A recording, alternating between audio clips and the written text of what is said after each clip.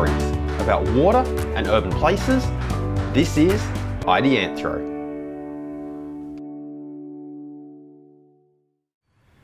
Hey everyone, and welcome back to Ideanthro.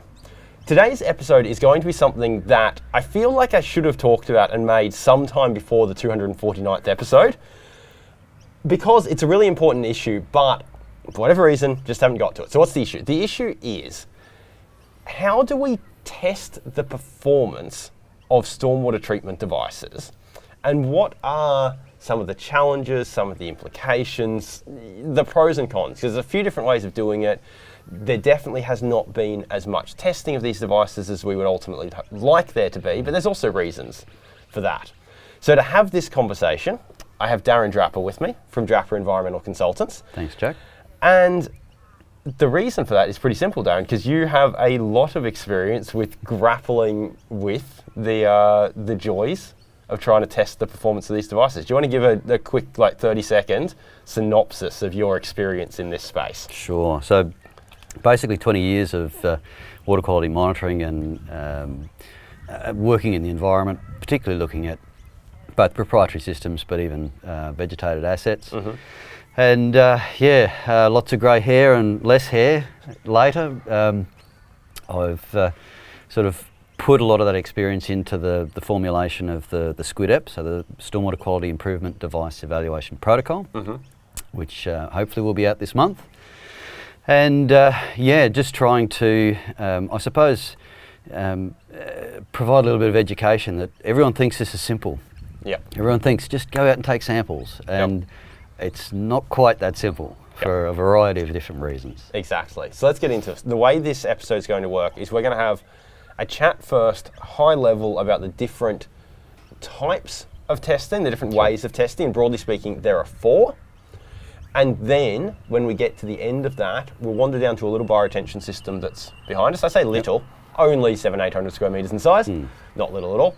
We'll wander down to this system and use it as an example of some of the real world challenges of testing a system in the field, in the real world. So let's get into it. Sure. Let's get into this.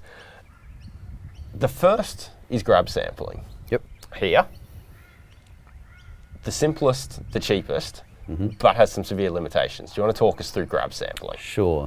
So grab sampling is often the first option that everyone looks at, and most clients say, well, just go and take some samples. It's raining, go and take some samples.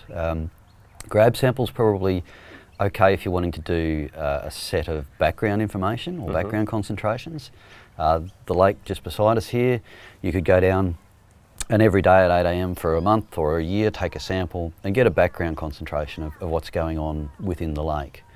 But when it comes to performance testing and event monitoring, grab sampling is instantaneous. It's that split second.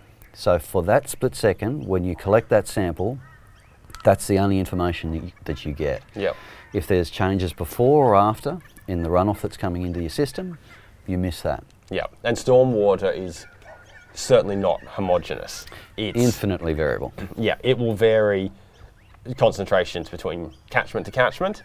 Yep. It'll vary between storm event to storm event. Yep. And it'll vary concentrations within storm events as well. So very, very variable. So you go down into a bioretention system, for example, and you grab stormwater at the inlet, and you grab it at the outlet, even roughly at the same time. Yep. Even that's not entirely accurate, because what you're trying to do is to look at what the performance of the system is doing. So you need to look at the same parcel of water that comes into the system as that parcel leaves the system to be able to look at what the performance is. Yep. So even if you go and you say, all right, ready, set, go, and 2 people take samples at exactly the same time, it's not the same parcel of water. No, because a bioretention system, water might come into it during a rainfall event for an hour, let's just say, but it will trickle out for 12 hours, 24 hours, 48 hours, a week, depending on what it's like. Yep. So how do you know the parcel that you, even if you're not sampling at exactly the same time, how do you know the sample you took here? How do you find the other? It's impossible. Incredibly difficult. Yeah. So it can certainly be misleading. The other issue here, and this might be less so the case for proprietary devices, but it's very real for green assets, is that green assets reduce the volume of water as well as the amount of pollutants. Yep. So you might come down to a system and take a grab sample at the inlet, and it might say that it's 10 milligrams per litre in that sample. And you might walk down to the outlet and grab a sample, and very likely it might also say something like 10 milligrams per litre. Yeah. But in the case of a bioretention system, because so much water is lost either to infiltration or evapotranspiration, it might be the case that 10 litres total came in, but only 5 litres total came out. So if you're looking at concentrations, it looks like it's done nothing. But if you're looking at the loads, well, it has reduced the loads by 50%, but it also reduced the stormwater volumes for 50% as well. So some stuff there that grab sampling doesn't pick up. That's right, and it also provides another challenge that between events, there's been some monitoring that if you had a dry spell for a period of time beforehand, your bioretention systems can suck up a lot of water. But if you have consecutive events day after a day, the amount of water that's actually sucked up or lost reduces. So the pore volumes in the media reduce, and so that volume that's lost is reduced as well. So there's a whole heap of things that are going on in these systems that grab sampling just won't tell you. Okay, so if we want but it is cheap. And so understandably why people might want to go out and do it, and it's also similar to what you do for background environmental monitoring. So if you go to a company whose job, who do environmental monitoring, they might immediately just default into what they are used to normally doing. Okay, so if we recognise that grab sampling is not what we're after, and we want something a bit better than that, where are we going to go next? There's really three ways to get more effective monitoring, and they've all got their pros and cons. So let's just line up all three and then we'll get into one at a time. First one is you can do laboratory scale testing. So create a little microcosm, a little controlled representative system, and you can test in it. You can also do controlled testing in the field. So this would be going to a device, say a small bioretention system, dosing it with synthetic stormwater, testing what comes out. And the third one is to go to a real world system, set up auto samplers, sample real storm events coming in. By far and away the most complex. Let's go back to the first one, lab scale testing. Pros and cons. So lab scale, by the nature of what it's proposed to do and set up to do, is to control the variables. So you control the flow, you control the system, and you control, hopefully, the concentration. So in doing that, the control of the flow becomes an interesting sort of contradiction that in a controlled environment, it's pump off, pump on, pump off. So your hydrograph is basically the step change that you're looking at, and you get zero flow, maximum flow, and zero flow. And in the real world, that's not what we see with our hydrographs. No, not at all. So from that perspective, it takes it away from being representative of the real world. But it also provides, I suppose, a worst case scenario that if you're testing at your maximum design flow and you're testing for a period of time, you know that device is probably not going to have that in the field. So or it might hit it for a short period of time as the hydrograph hits its peak. That's right. But then as it's tailing back off, it's a lot of, you've got a diagram that represents that. I've got a couple of diagrams, and Jack will put these up in the video itself. But as you can see, there's a series of peaks in a real hydrograph. Now there's ways you can do that in the lab. You can use a variable speed pump, and you can map the hydrograph in there. But when you do that, you change the flow, which means that you have to change the concentration of your dosing to match the extra volume that's coming through. So that adds another level of intricacy to lab testing. And I think that challenge test, that proof of concept that comes out of the lab testing, because you are doing that 100% design flow or 50% or 75%, that gives you a pretty good indication that, all right, if this is going to work at that challenge test in the lab, then it'll probably work in the field. Or at the very least, it should work in the field so long as there's nothing going on that we haven't anticipated. That's exactly it. So in a bioretention system example, there might be, so in the lab testing for bioretention, we would know that if you have particular species, say carrick suppressor, very good for nitrogen removal. And we also know that if you have unvegetated systems, you can have leaching of nitrogen. So you would fully expect then if you had a system that had plants, carrick suppressor and possibly others that are also good, you'd get a good performing system. And if it was bare, you would get a poorly performing system. Correct. But an example of something that you might not anticipate is some grey area between that, which is what if someone's coming in and spraying it with herbicide, and I do have carricks in there, but they're really stressed because they're getting overspray. That's the sort of thing that's like, well, that controlled environment hasn't anticipated that. That's right. You could set up a controlled test where you dropped little bits of herbicide on a carricks and saw what happened, but it's an example of the sort of thing that you might not anticipate till you got to the real world. That's right. And that's part of the pros of actually having the controlled environment. If you're testing a vegetated system, you can set up multiple iterations, multiple different changes in a controlled environment, in a greenhouse or in a hydraulic lab, and you can test those scenarios over and over and over and over and get replicates which give you the statistics that you're really looking for of, all right, well, I've got some confidence that this is going to do this. Where once it's out in the real world, there's no replicate. There's no replication. You can't repeat a storm event. You can't repeat a hydrograph. You can't repeat concentrations. So it makes it really difficult. But having said that, we've done a number of different tests for different clients over the years where most of them are in a hydraulics laboratory, a fairly big setup, because you need to run this for a period of time. So you're talking at least 10,000 litres. Often it's 50 to 100,000 litres of water that you just need to run through these devices. And then the challenge becomes your concentration. How do you synthesise the stormwater? And this has been one of those discussions that I don't think has been resolved yet. Because the average concentration, it's easy to go, right, well, there's 10,000 litres of water in that tank there. We'll add the equivalent of 150 milligrams per litre of suspended solids, and we'll stir the tank. And then we'll add our nitrogen and our phosphorus in there. But how much is dissolved and how much is particulate with those nutrients? Well, there's still plenty of discussion around that. So, all right, let's say 50-50. So let's just try and keep it simple. We'll go 50% dissolved, 50% particulate. And we'll put a nice big mixer in there and we'll mix the tank. And then we'll run the water through there, through our black box, whatever it is, and we'll work out what comes out.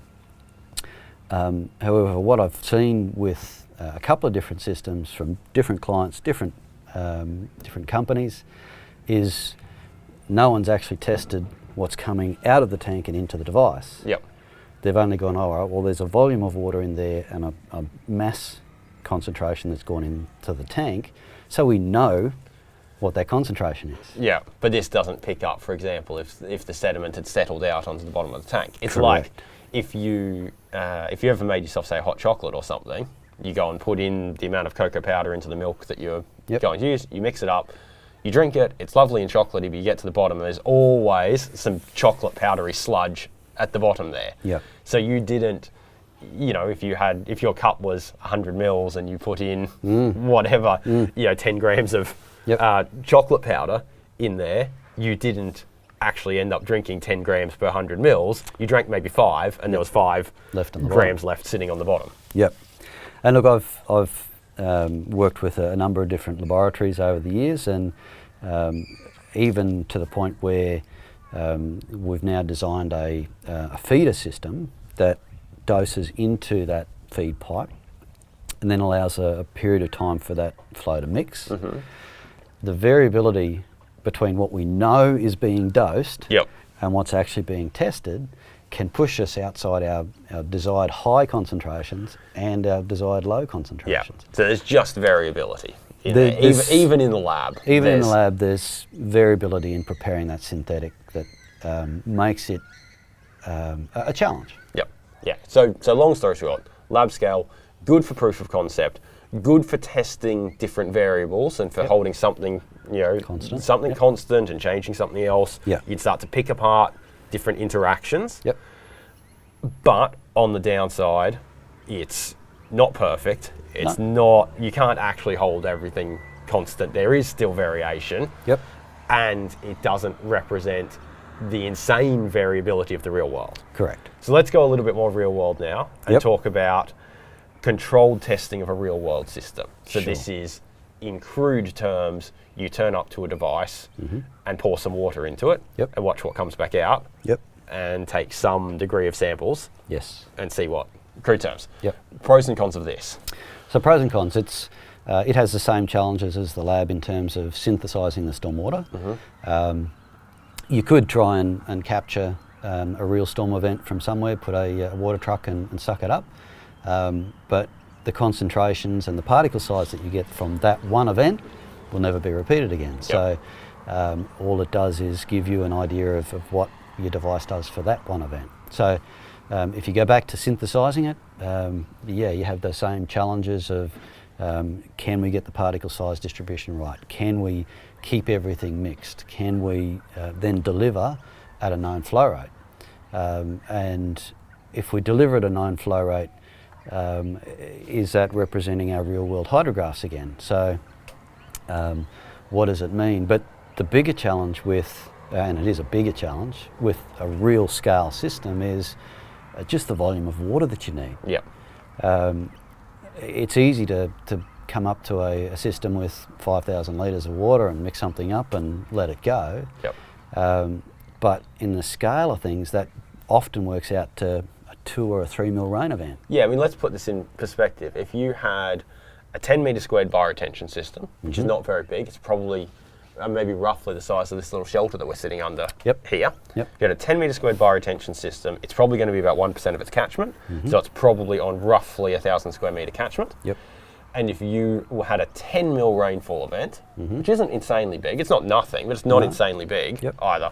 10 mil rainfall event, 10 mil is 1/100th of a metre. So if we go 1,000 square metres divided by 100, so that you end up with 10 cubic metres of water that you need to dose that system with. And even if you want to dose a 1 mil event, which is quite a small event, you still need 1,000 litres. Yeah, you still need exactly. So it's really large volumes. So this can work for small systems on small catchments, but very, very, very quickly gets out of hand. Yep. The large bioretention system behind us is completely impractical to test in this map. Yeah, you'd be talking swimming pools worth of water too. And this has, numerous implications, but say for a bioretention system, which, particularly if it's been dry leading up to the time that you test it, bioretention systems suck up, hold on to, and then ultimately either infiltrate or evapotranspire large amounts of water. You could turn up even to that 10 square metre system and you might turn up with, a couple of cubes of water or something, pour it in, and you might find that very little comes back out the bottom at all, just because it's sucked it all up and held onto it. That's right. But you could repeat the same test the day after and find that a bunch more water runs through because you've already filled up all its pore space. So. And the other complication too is often with these systems, the drainage lines drain in at the bottom or the invert of the outlet pits. Yep. And they can drain for 12, 24 hours up to a week later. Yep. And it's just a trickle. Yes. So at what point do you stop measuring that flow? And typically a lot of the time when we're talking about this kind of controlled sampling for real world system, it's as crude as putting a guy down a pit with a bucket and a scale and weighing the amount of water that comes out at a given interval. Yep. So not only is it a case of how long do you leave the guy down the pit for, but it's a case of really how accurate is it, with him, it's the minute starts now, or was it now, or there's a fair bit of inaccuracy there. And when some of these systems come down to plus or minus 5 milligrams per litre or 10 milligrams per litre, that splash of the bucket as you're getting it up, or that dribble that's coming out that you can't actually get the bucket underneath, that makes a big deal. Yes. Yeah, a tiny. I mean, for anyone who's let a tap run or had a dripping tap for a while and stuck a bucket under it, Yep. a tiny little drip for a few days turns into an awful lot of water. That's right. So, Yep. yeah. So that they're just a few of the challenges around that control testing of a real world system. Yeah. But on the flip side, it does give you some degree of confidence about the variables that the random, like the black swan kind of events that the lab testing doesn't Correct. account for. Yep. It does give you some confidence as to those. That your proof of concept that was very controlled Yep. might still be working Yep. in the real world. Yep. So it does definitely help with that. And I think it can also be useful, actually where I've seen it particularly useful is when it doesn't exactly match the proof of concept, because then it suddenly causes you to question and to go, okay, there's something we don't understand. Yeah. Let's try and go and find out what that thing we don't understand is. That's right. And the most recent example of that is this understanding that bioretention systems are sucking up more water than we thought they were. Yeah. Well, why is that the case? Yeah. That's the best recent example I can think of. Yeah. Okay, so let's now go our final option here, which is testing a real world system during a real world storm event. Yeah. Let's first give people a picture of what that would look like. Sure. So to do it in accordance with what the new Squid app is talking about, it's flow-weighted sampling with rainfall information. So you would have a rain gauge, a pluviometer on site. You would have automatic samplers on your inlet and your outlet, and you would have at least flow monitoring on one part of your site, whether it's inlet or outlet. Okay. Ideally, you would have flow on both in and out. Okay. It's going to depend on the system that you're testing. If it's a black box and completely sealed, the flow can't go anywhere else, so it really doesn't matter whether it's in or out. Gotcha. But if it's bioretention system, completely different you need story. both. You want to get what's coming in and what's going out. Yep. So, and then it would be flow weighted monitoring. So what that means in real terms is your flow meter records what's coming into your inlet pipe, and depending on the intricacies of your particular catchment, you would set it up for, say, every 1,000 litres, take a sample. Yep. Every another 1,000 litres comes by, take another sample. And like this hydrograph here, you can see that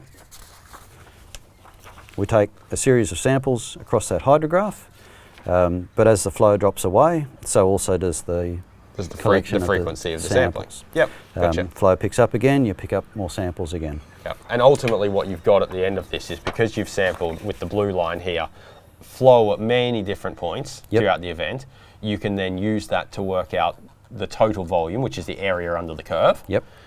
So the total volume of water in that storm event, and because you've got in orange here all these concentration samples, you're essentially those are getting mixed up into one composite sample. One composite sample. Yep. And so that says that across those, whatever it was, like 45 odd samples, there, the average concentration was this, and you go and multiply the average concentration by the total volume, and it gives you a load coming in the event, and the same thing happens on the outlet. Correct. Which gives you a load coming out.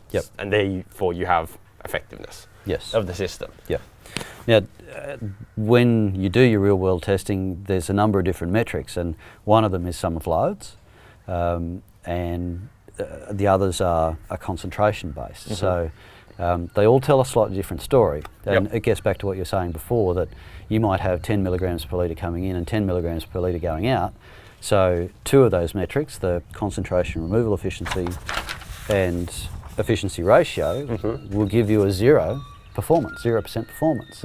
But your sum of loads might be 50%. So this is particularly where understanding all of those metrics is important, depending on what your targets are. If your targets are loads, that's important to understand your loads. But if your targets are concentrations, like most ER licenses are, ERAs, it's important to understand your license criteria, your concentrations. And it's also just important to understand which you're looking at. So I can certainly remember having a conversation with someone who'd engaged a firm to do some sampling for them, and their results came back not understanding that they'd just gone out and done grab sampling, Yep. and it was a case of, oh my goodness, like there's very little reduction in concentrations, and they went up at one point, and Yep. it was a case of, well, that's not necessarily unsurprising because you were Yeah. sampling a bioretention system. Yep. And it's probably, based on what we know, probably a fair bet that the volumes went down, although I don't know that because there's no data here. Yep. Probably a fair bet the volumes went down, so the loads did too, but the concentrations didn't. So Yeah, and it's understanding all of those intricacies of how is the data presented, what is it, what conclusions are we making from it, what are our targets. Yep. So that's important. So pros of this are that we get representation of loads across the whole event. Yep. And also, it is a real system. So Yep. if there's any of these kind of black swan, unexpected things that the lab study didn't account for, Yep. they're going to show up and That's right. rear their head. Yep. We might not be able to isolate what it was, Yep. but if there is one going on, we at least know that it's going on. Correct.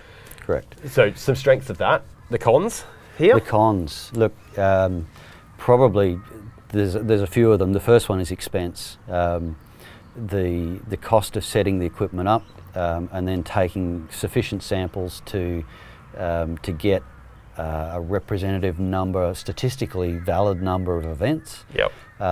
Which also comes into time. Time. Right? Yeah. It's not unusual for this to end up taking a couple of years on a particular Absolutely. device. Yep. So Yep. To do it, to get 15 complying events according to the Squid app, based on my experience with these systems, the absolute minimum is 12 months, but some of them have been upwards of 3 years, 4 years, just to get those events. And that's partly because, you know, we're in the real world, stuff happens, vandalism, stuff Yep. gets broken, Yep. huge amounts of sediment comes in and clogs up the auto sampler. Yep. I think you've said to me before that only 1 in 3 storm events will Yep. actually give you usable Yep. data Yep. because something didn't, that's the one where something didn't break. Yep. And much respect to my clients when I say to them, look, you please understand the first 3 to 5 events that do actually work are learning events. There's not, there's a good chance that that information that we get from it, you may not be able to use in your ultimate report because we set it up based on a few assumptions. We know the catchment area, we know the potential runoff coefficient, so we set up a flow interval to give you a certain number of samples, but the catchment may behave completely differently. Yep. We've done one recently where we estimated the catchment to be 3 times as big as what's actually coming through. And Right. we've had some fairly large rainfall events go through, and I'm looking at the flows that are going out and just going, something's not right here. Checked another aerial image, and all of a sudden we can see that the way the sediment's falling across the catchment is different to the survey. Yep. So just when you think you've got everything sorted, it throws you a curveball. It's really the flip side of, you know, the benefit is that it picks up the variability of the real world. Yep. The negative is it picks up the variability of the real world. That's right. And look, we've seen a number of these systems where you can set them up, you can have a certain trigger in terms of either rainfall or flow, and for whatever reason, particularly during this period right now, winter, where the gum leaves and the gum trees are flowering, those bits and pieces that come out of the flower are enough to clog the little flute on the rain gauge. Yep. So we can see on the radar that it's raining, but the rain gauge is not tipping. Yep. Then the other scenario is everything does turn on. Your rain gauge turns on, your flow meter's working, you collect samples, and it stops raining. Yep. So it's not a big enough event to 5 get. mils, and it's not enough. So Yep.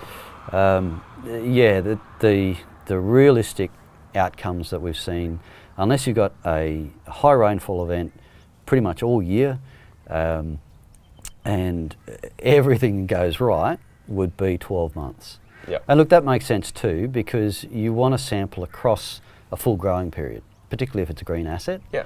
And if it's not a green asset, if it's a black box system, you want to sample your summer rain periods as well as your winter rain periods. Yeah, because completely different. Yeah, I mean, particularly an example might be if you were in an area where the trees were deciduous, for example, you get a huge amount of leaf drop in a certain period of a year, which means that organic nitrogen might be particularly high.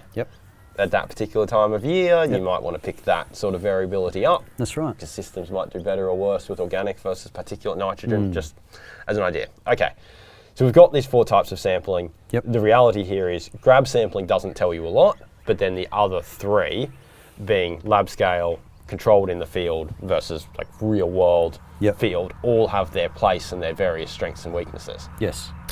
Why don't we wander down to this bioretention system now? And why don't you just talk us through some of the practicalities of if you were to try and monitor this real world style, real world rainfall event, what that would look like. Let's go. Cool. So Jack, just looking at this system here, in terms of trying to set up a monitoring station here, it's probably not one of those ideal sites to do it, simply because we've got one inlet there that you can see behind us, fairly large pipe, concrete pipe. There's another formal inlet down the other end of the basin, and then there's an informal overland flow inlet halfway down. So what you now have is 3 inputs and 1 output. So that makes it incredibly difficult to then be able to put all of those input concentrations and loads together and compare that with 1 output. So ideally, if you wanted to do monitoring on a real world site like this, you'd have to select your site so that there's 1 input and 1 output. So assuming then that this was the only 1 input on this particular system, correct. How would you go, what would the setup look like? The actual, what we can see sitting here, we've got a pretty wide open, a biggish pipe and a wide open space. That's right. So that provides challenges in itself of if that's your inlet zone, where do you collect your sample from? And it's wide, it's shallow. Your sampler intake needs to be at least 12 mils to collect a sample. So I'd suggest you'd be looking at taking a sample back up the inlet pipe, and you'd also be needing to measure your flow coming in through that pipe there. So what that would mean then is that your sampler has to be relatively close by, because the further you take your sample away from where you're taking the sample, the more chance that there's something going to settle out in your pipe. So you want to keep your sample as close to where you're taking samples. But again, you've got an inlet there and an outlet there, so now you've got 2 sample cabinets at different locations because your inlet and your outlet are so far apart. With a black box system, proprietary system, that's a lot easier because everything's closer. But it would mean for a green system like this, setting up your second sampler down at the outlet, and then you've got a number of options. You can hardwire them together, you can radio link them, so that you're controlling them from a single point and collecting your samples there. So yeah, inlet samples and flow meter here, and outlet samples and probably a flow meter on the outlet of the bioretention as well. And whilst it's easy to say, yeah, let's just put a flow meter in, there's multiple different options you can have to do that. Is it a flume with an ultrasonic on it? Is it an ultrasonic Doppler? Is it a bubble Doppler? How do you do it? And some of those systems need at least 20 mils of water over them to start to give you that flow information. So there's just so many variables again with the equipment that you select that will give you highly accurate or highly inaccurate information. And flow is one of those really important things with an asset like this, because you want to know where it's going. How much is coming in, how much is going out.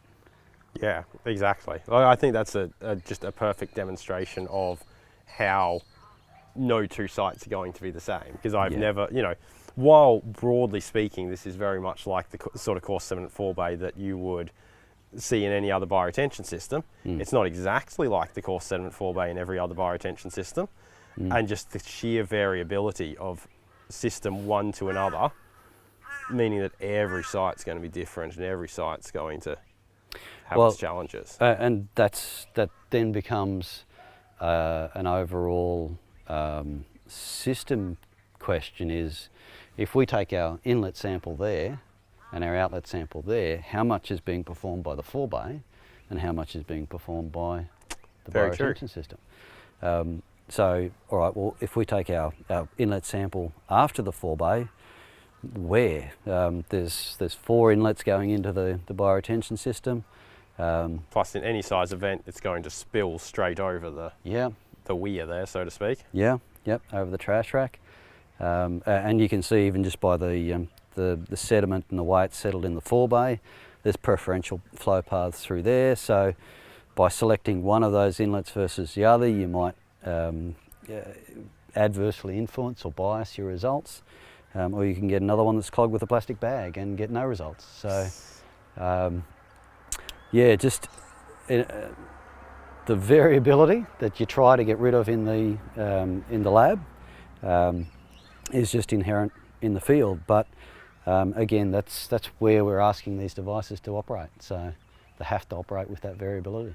Yeah, exactly. Well, I think that's a really great place to leave it. No worries. Thank you for taking the time to run us through the various different types of to run us through the various different types of sampling, testing, yep.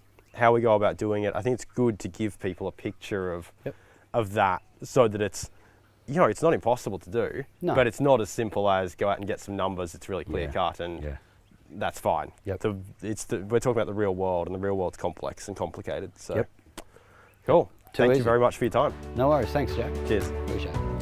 Before you go, our best episodes come from your questions. This knowledge base, these discussions that are Ideanthro, improve with your contribution. So if there's a topic, an idea, a concept that you would like us to explore, come and ask us. You know where to find us. www.ideanthro.com/contact. You can find us on Facebook, YouTube, LinkedIn, and that place you get your good podcasts from. You know where to find us. We look forward to hearing from you. We'll see you soon.